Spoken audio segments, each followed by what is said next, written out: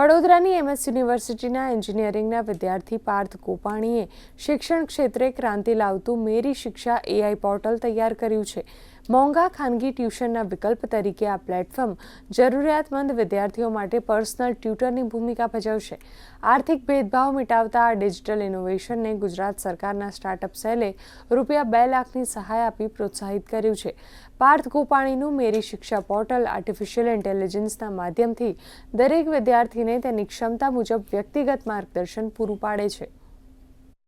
કોઈ પણ વિદ્યાર્થી કઈ જગ્યાએ અટકે છે, શું એને તકલીફ પડે છે, કઈ જગ્યાએ એ મૂંઝાય છે પૂછવામાં, તે બધી વસ્તુ તે વિદ્યાર્થીને જાણવામાં આવશે। અને સાથે સાથે બીજો પાયો અને જે બહુ મહત્ત્વનો છે તે એડેપ્ટિવ છે।